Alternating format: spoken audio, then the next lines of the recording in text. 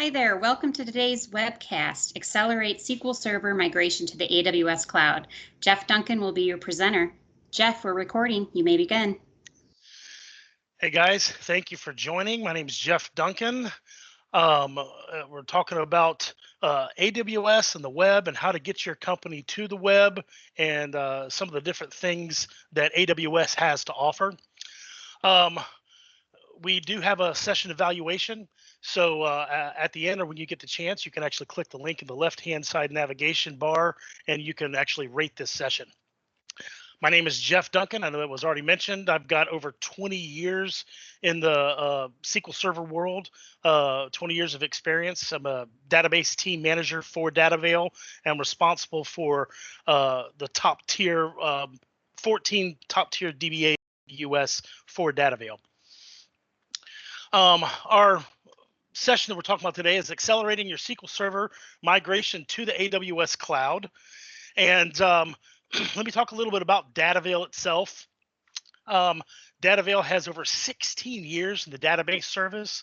I know we started out, we were just primarily in SQL Server in the very beginning, but we've grown and expanded a lot over these 16 years. We actually have in each of the different database realms, we got a lot of DBAs that represent us for open source, Oracle. We've got a lot of BI and data integration and analytics. And we have 8+ years now in cloud experience too, as well as over 100 cloud system administrators and engineers. DataVale has also done more than 100+ cloud migrations now. So our agenda for today, we're going to talk a little bit about the cloud, what, who, and why. We're going to talk a little bit about the difference between IaaS, SaaS, and PaaS. So there's a lot of cloud acronyms. We'll talk about those a little bit, and I will do my best to explain them as well. We're going to talk about SQL Server in the cloud, SQL Server high availability and disaster recovery, and the DBA itself. What's his role now that we're in the cloud? You know, what will he get to do for your business now that you've got everything migrated? So let's talk about the cloud itself a little bit. 14 years ago, when we started reading and learning about the cloud itself, I thought it was the exact same thing as offsite hosting. And then recently after that, I thought it was the same as offsite hosting, but then you're just leasing the hardware. But I came to realize it's actually much more. And if you add in that they actually manage your hardware, offer dynamic upgrades, and reduce your downtime greatly, have global availability and a global presence, this brings it into a much different perspective. So who is the cloud? Synergy Research, you can see in the graph that I've got showing here, their figures for 2019 have AWS as the market leader globally when it comes to public IaaS and PaaS services. Their revenues are actually 38% of the market share, followed by Microsoft at 18%, Google at 9%, and Alibaba at 6%. I know some of us might not recognize Alibaba. They're actually a Chinese presence, so they actually have a majority of the market in China. That's how they show up in the global market here as 6%. So who is AWS? They're actually the oldest and most experienced player in the cloud market. They were publicly launched back in 2006, and they have established a bigger user base as well as bigger trust and reliability factors, and they have the largest footprint in the cloud. They have 2 times more of the amount of Windows Server instances than the other providers, and in 2019, they had 2 times the number of regions and multiple availability zones. And the biggest point is they had much less downtime hours than the other providers. So why should we go to the cloud? Next slide here. The cloud can actually fit your business strategy. So if you're looking to expand your business to be a presence in the global market with services that are available 24/7, your business can actually benefit from having a cloud system. If you need to be able to support global traffic and you need a robust and reliable infrastructure, building and maintaining this in-house would actually be very expensive, especially in the startup and testing phase, as well as long-term. So the cloud offers a reliable system that already operates at the global level. And so by choosing AWS as your cloud provider, companies can build and test the system on a small scale and then scale up to with more extensive resources once your product is service ready and ready to launch, or in preparation for like seasonal peaks. You only pay for the resources that you actually use without incurring upfront costs for resources or capacity that you're not using. So my second point is the cloud can actually reduce both capital and operational expenses. So how do we actually do that? So it's less expensive than creating your own infrastructure. Just imagine how many servers you would actually need and the hours necessary to set them up, and how much time and money would be needed or spent on the different security protocols and certificates. With the cloud, you only pay for the resources that you're using, which will be even faster during the testing period, fewer during that testing period too. Once you get the ball rolling, you can use more assets and you pay accordingly. The price of the cloud now is actually decreasing, and this is especially the case also with AWS. As the popularity of cloud systems grow, pricing is reduced to respond to the massive supply and demand. Given this trend, you could easily end up paying less in a year or two than you're actually paying right now. So you only pay for what you're currently using. There's no need to buy that beefy server or beefy system and environment in advance to be used later after you finally grow into it. When you end up needing the extra space or room, you can add it, no questions asked. And then the cloud actually provides you a safe and secure system. For companies contemplating a move to the cloud, security is actually the primary concern. People are always worried that their data will never be as secure as it was when it was actually in your home server room, where they can actually see it with their own eyes. So, but this is a misconception. AWS has hundreds of engineers, and they are working every day to make sure that everyone is safe and sound. Data security is one of the main pillars of the AWS business model, and AWS guarantees that the data placed on their servers will be protected.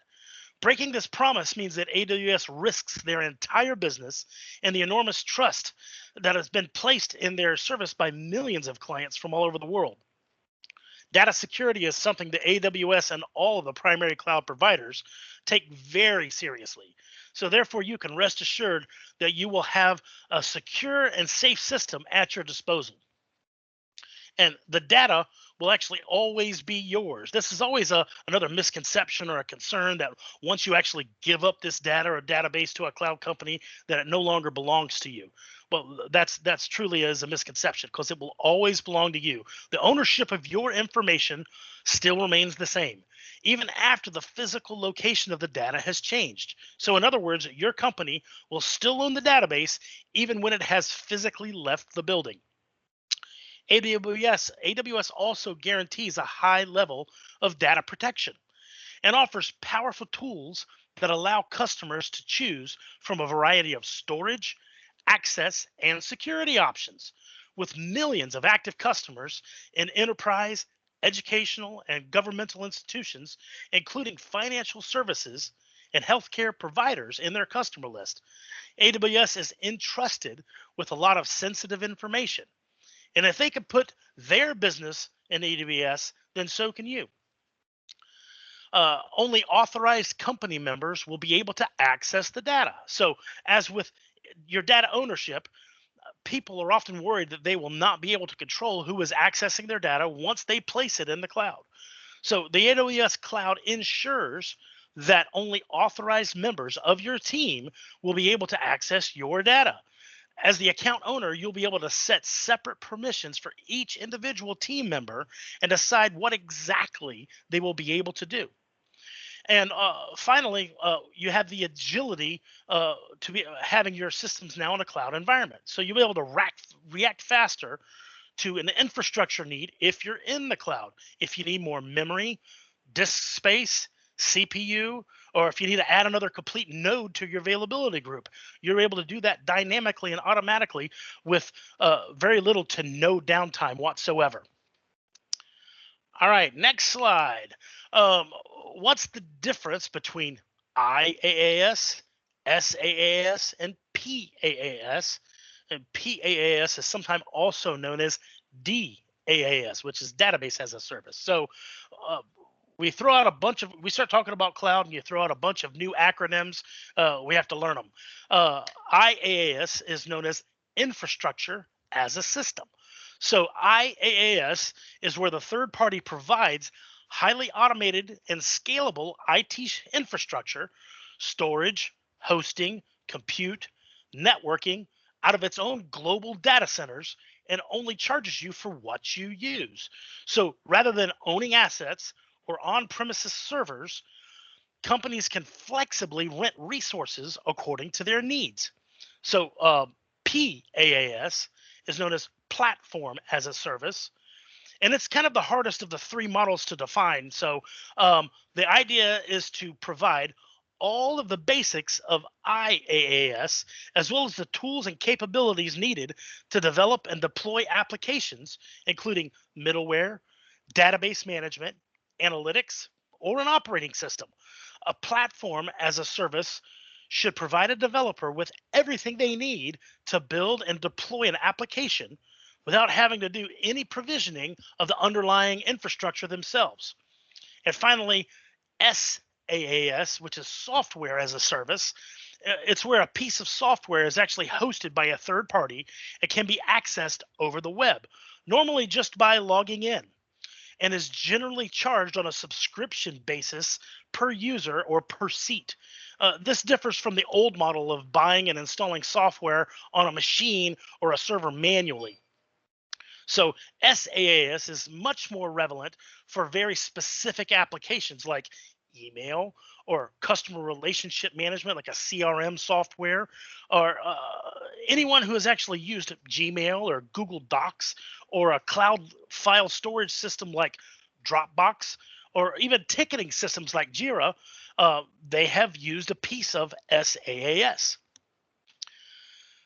So migration methodology. So the purpose of this slide right here is to get you to actually try to think of the entire process. You need to involve your stakeholders from the beginning. Try to evaluate your cost of ownership and what will cost you to continue on your current in-house path. And finally, what is it going to cost you to go to the cloud now and continuing into the cloud ongoing? So this can actually be a little bit hard to come up with, and you may need some help. The goal is to end up saving you money, but then that money you save, you need to reinvest back into your systems so that way your savings and your system can actually grow with you and do more. And finally, you'll never stop thinking about security, data protection, and monitoring. All right, so the next one here, we're going to start talking about EC2 and RDS. So EC2 stands for Elastic Cloud Compute. So that's EC2, and then RDS stands for Relational Database Services. So EC2 is the AWS version of a virtual machine in the cloud. So it has high scalability, and this is achieved by simply creating a custom AMI, which is Amazon Machine Image, from an existing EC2 instance, and then creating another EC2 instance using this already configured image. Might be a little bit of special juggling you need to do if this is in the same domain so you don't have any conflicts. But basically, that's the gist of it. You want to scale out and expand and make another node. You can take a copy of one and then duplicate it. And now you have your second machine image for scalability. You have easy backups. You can create an image of your complete EC2 instance. And basically, it's taking a backup of the entire server. And cloud computing makes this extremely easy. Using SQL Server on an Amazon EC2 instance is very much like having your own SQL Server instance deployed on premises. Because access to the operating system is still allowed, you can add more storage and configure database file locations as desired. You can use any features available for the addition of SQL Server you have chosen, and you can perform native backups to the Amazon S3, which is simple storage service, buckets, using softwares called like TNT Drive. So the idea is simple. you mount that S3 bucket as a drive on the operating system of an EC2 hosting SQL Server. And using this approach, you can actually migrate data between your RDS to EC2 and vice versa. So that means that S3 bucket you can mount on both your RDS servers and your EC2 servers as a common location, and you can migrate and swap data between the two. Okay. EC2 itself has multiple instant types to choose from. So there's really actually over 30 different types. And the gist of it is you have to consider when you're selecting these types is memory, how much, what kind, processor, how fast, and the database size. So looking at all the data on this actually comes directly from one of the Amazon websites. It can actually be extensive trying to figure out what to actually choose when you're actually evaluating your server and trying to figure out which servers do I pick. So I actually talked to our DataVeil cloud specialty team, and I asked for what tips they could guide us in for when we needed to pick our servers. So what they actually told me was if you had a generic or small SQL server, basically you can pick type C, T, or M.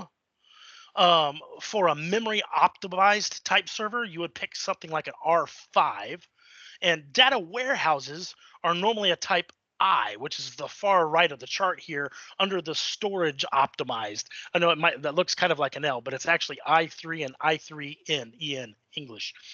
So those are the ones you should actually pick for data warehouse types. And if you have very huge multi-terabyte systems, that would be a type X because of the large data queries and operations. They require good memory. So an X memory optimized instance would be the best here for multi-terabyte systems. For EC2, you also need to consider your disks. So there's two types of disks to choose from, and two for these two disk types to choose from also. So the first one we'll look at is provisioned IOPS SSD, which is IO1, which is basically, if you're looking at the table, the second column there, it's the SSD IO1.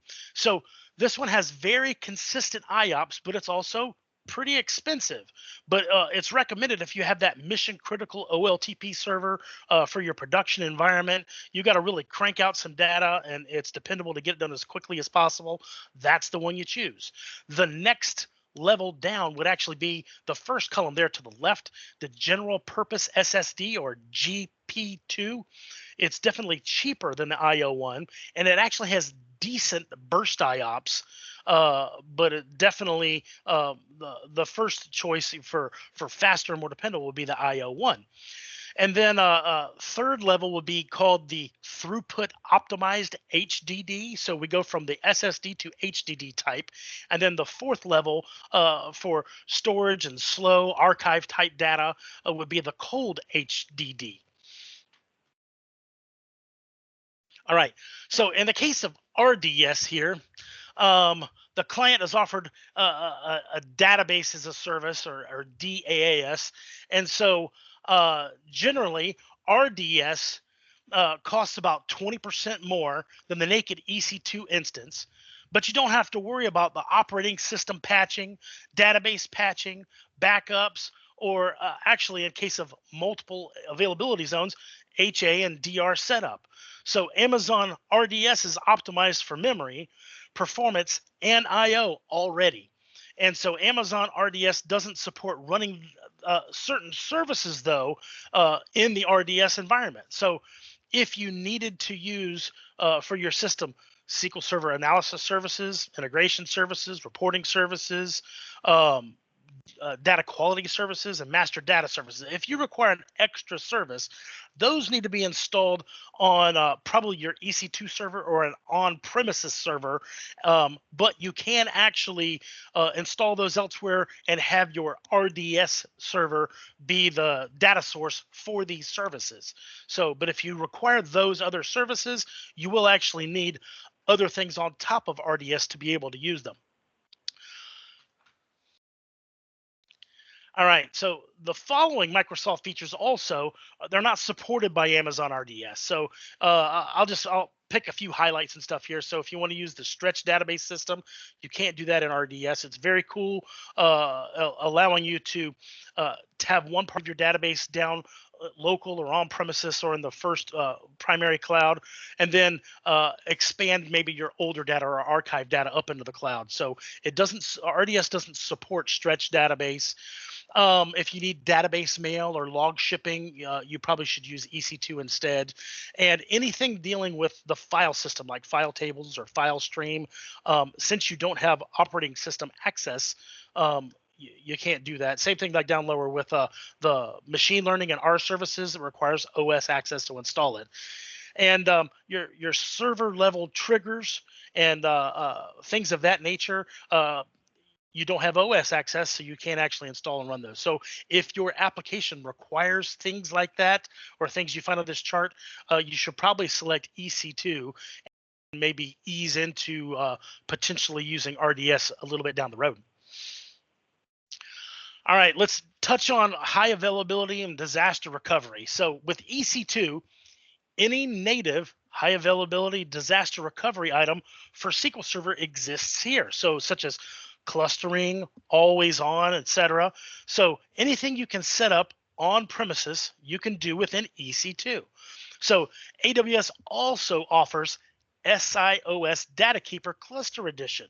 So this allows you to have a SAN-less cluster system set up if you want to use SQL clustering instead of always on, but you don't have a shared SAN system or a shared SAN disk space. So that actually gives you the always on or clustering, even if you don't have a shared SAN. Another feature that AWS offers is the concept of availability zones. So you can think of them as having a separate AWS data center for DR purposes, but you can have your data in both. So clustering is set up using the FCI, which is failover clustering instance. And this normally is always within the same data center, since all nodes in an FCI cluster must have access to the same shared storage.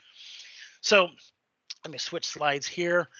Normally, locating these nodes in different data center would adversely impact your performance. However, with AWS, the FCI nodes can be located in separate availability zones and still provide very good performance because of the low latency networks they have between all AZs within a region. So the piece that allows this is called scale out file server. So you can set up auto failover for your server within the same availability zone and manual failover to another availability zone in case there's a complete availability zone failure. RDS itself, you can use Amazon RDS multi-availability zone deployments. And when you provision that multi-AZ DB instance, Amazon RDS automatically creates a primary DB instance and synchronously replicates the data to a standby instance in a different availability zone. So even in a different zone, it automatically replicates your data over there for failure. So, and if in case you have some type of an infrastructure failure, Amazon RDS performs an automatic failover to the standby DB instance. Since the endpoint for your DB instance remains the same even after the failover, your application can resume database operation without any need for a manual change. So you don't have to change anything on your front end. If it fails over, it'll automatically fail over to a different zone and automatically pick up where it left off. All right. Let's talk about some feature comparisons. So when you finally want to compare between RDS and EC2, usually what it comes down to is this. What can I do first with my server? So maybe you're in a situation that you can do a lift and shift. You want to take the exact server, shift it to the cloud. That's most likely going straight to EC2, basically almost like taking an exact image, duplicating it out there with all the existing features and go. So that would be kind of like an EC2 lift and shift. Maybe you're in a situation that you feel like you can go straight to RDS. So that's usually not very easy, but it could actually be the way to go. Or you might be in a situation that you're going to build your new environments into RDS itself and plan as you go. So that makes sense. What a lot of people end up doing is migrating to EC2. And then when things are comfortable, start moving your individual databases into RDS that are possible with some reworking. So that usually makes the most sense for most environments. A lot of it is basically up to you. So you could shift the entire thing into EC2 and migrate some of the individuals off to RDS as you go for some of the performance optimizations and some of the less stress and work that you would have to end up doing. All right. This slide actually shows some more of the comparison items you need to consider, but I think the top row is really what sums it up the best. So, do you need only what's cost effective? If that's the case, you can think about RDS. Or do you need actually more control over the cost? Do you need to actually access that operating system and tune things and do things a little bit differently? Well, that would be a little bit more on EC2. It's not just cut and dry in one direction, and a lot of companies need a little bit of a blend of the two. So maybe not every server goes straight to RDS, or not every server goes straight to EC2, but it could be a combination of each for you. All right. So this is another reason you might need to get some help or assistance in making your decision. Use professional consulting to first understand your business and then help guide you in the best fit for your business. There's not just one simple wizard or a simple choice. And unfortunately, with going to the cloud, you can't just click next, next, next, and be done with it. So it actually takes a lot to consider what you actually need to get to where you need to be. And but then the cloud can actually grow with you and change as you change with your business. So another point you need to consider is if you need a place just to store files or backups, not like your active databases, but maybe just storing your backups or some type of not actively used files, you can use the AWS S3 storage instead of the storage space that you purchased with your EC2. You'll get storage space you need without the cost associated of being active with an EC2, and you can take advantage of the AWS billing portal to track your usage. And you can potentially identify what you're spending on unneeded resources and actually shut them down if you need to save some money. Maybe part of your business and systems are seasonal, and you can tune them accordingly so that you're not spending when you do not need to spend.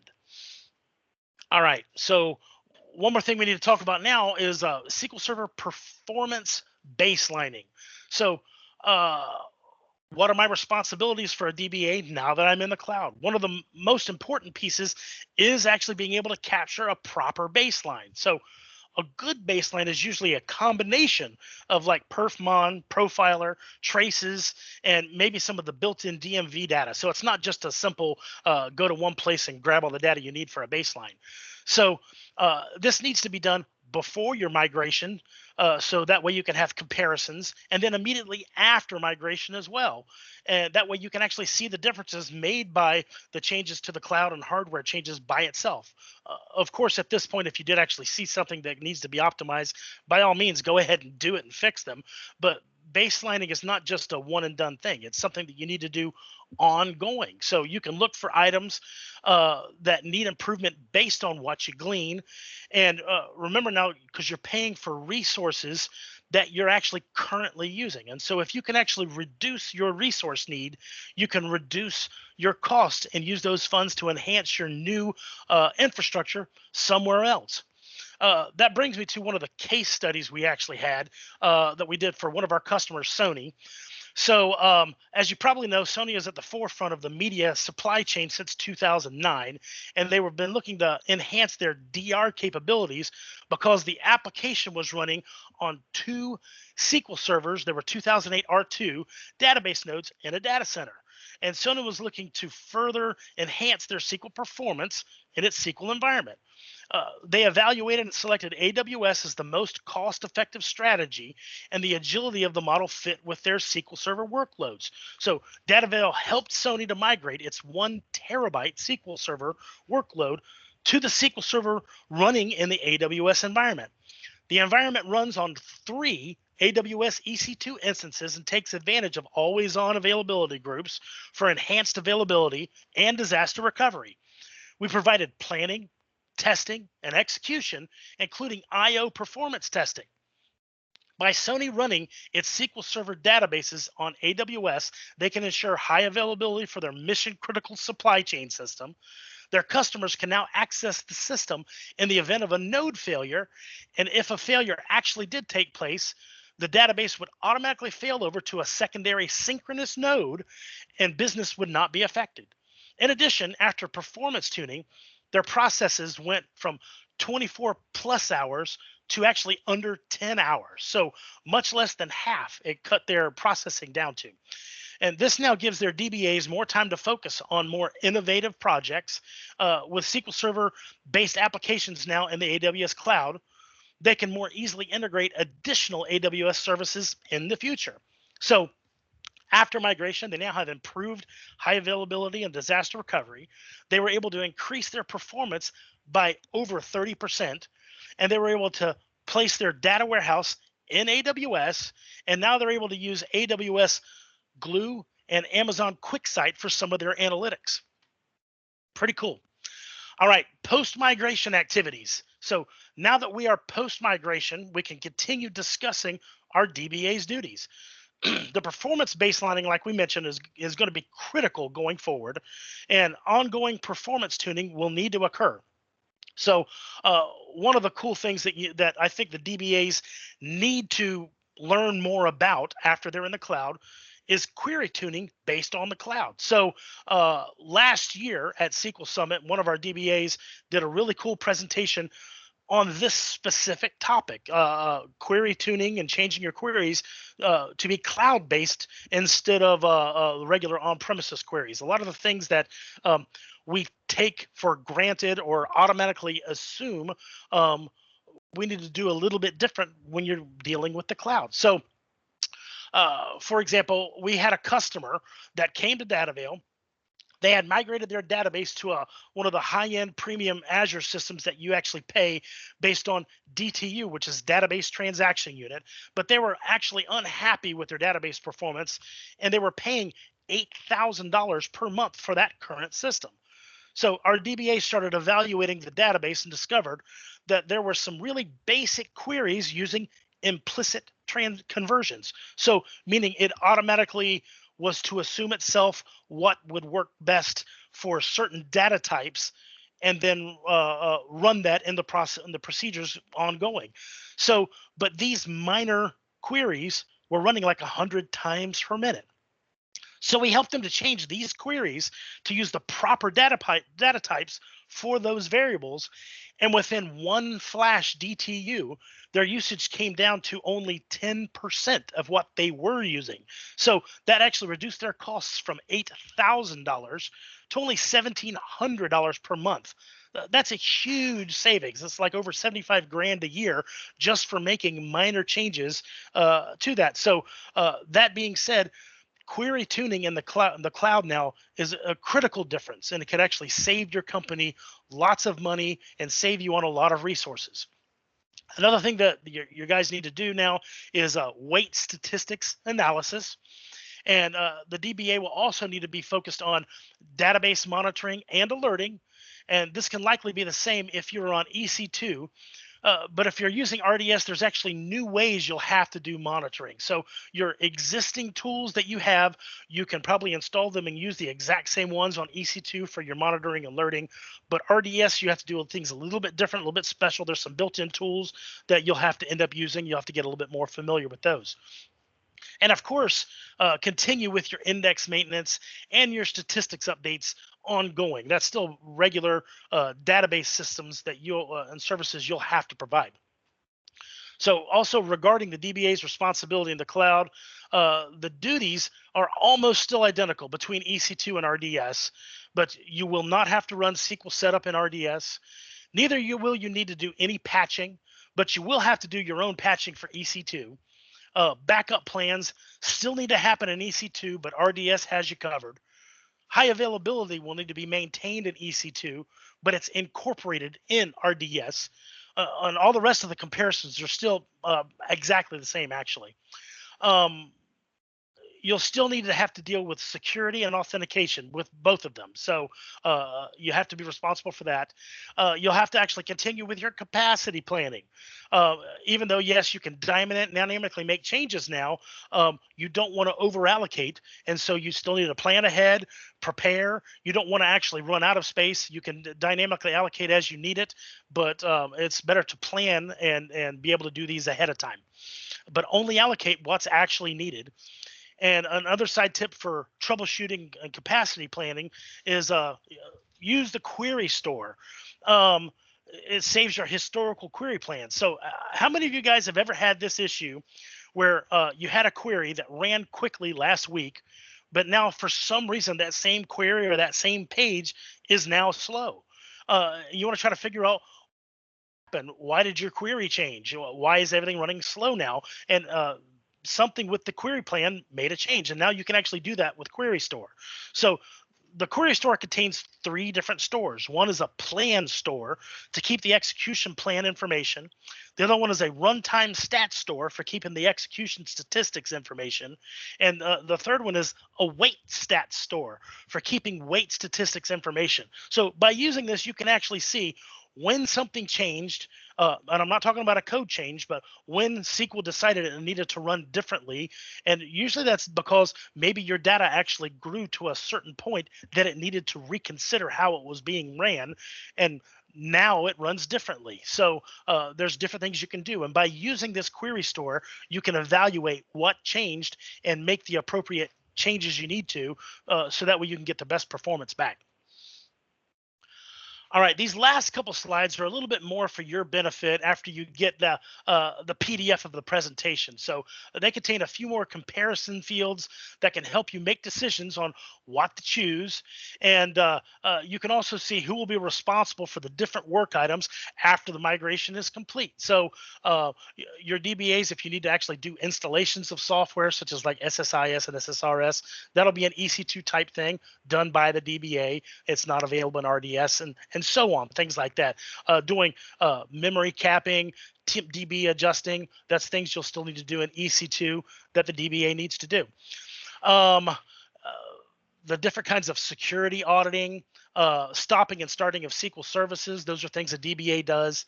Configuring your backups and things, that's all things that we still need to be doing. So as far as AWS, it's an awesome system. They've been a provider that's been around for a long time. And to wrap us up as a final summary, we actually talked about the cloud itself, what it is, why we should go to it, and if it is a good fit for you. We covered the different cloud providers a little bit and showed who actually the leader is in the cloud. We covered what is offered for SQL Server and AWS Cloud, meaning EC2 and RDS, both of their benefits and restrictions. And we discussed high availability and disaster recovery. We discussed the importance of performance baselining, both before migration, after, and ongoing. And we also discussed migration activities and ongoing DBA duties before, during, and actually afterwards, after you've actually migrated to the cloud. So that actually wraps up the this pre-recorded portion of the presentation you have today. And I know that we've been fielding some questions as this has been playing for you. And so now we'll go to the live question and answer section to see what we can do to help out with some of your questions. Thank you.